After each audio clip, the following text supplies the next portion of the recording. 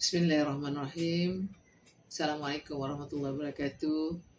Saya Guru Besar SK Tun Abdul Aziz Majid mengambil kesempatan ini untuk mengucapkan selamat bersara kepada Puan Fazilah binti Dahlan. Semoga sihat, sentiasa sihat dan ceria dalam usia persaraan ini, dan jangan lupa kenangan di SK Ta'am. Demi Ta'amus sentiasa merindui. Bye.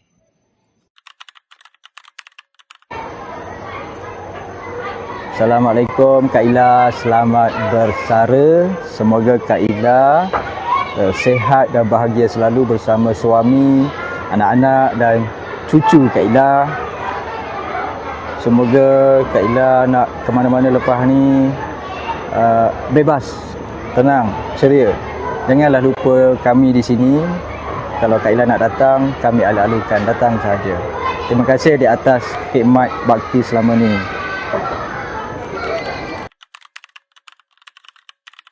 Assalamualaikum Kak Ila.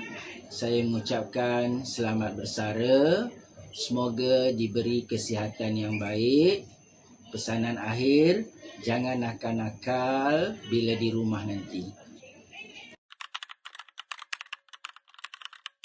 Assalamualaikum warahmatullahi wabarakatuh. Saya ingin mengucapkan terima kasih dan setinggi-tinggi penghargaan kepada Kak Ila di atas segala jasa dan pengorbanan yang telah dicurahkan kepada pihak sekolah. Saya mendoakan agar Kak Ila sentiasa sihat dan diberikan kesihatan yang baik seluas-luasnya, insya-Allah. Amin.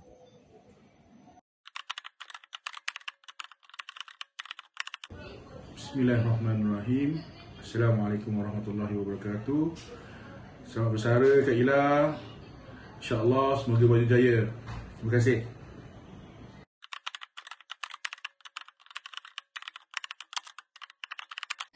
Selamat bersara Kak Ila. Bye. Selamat bersara Kak Ila. Kak Ila, jangan lupa kami.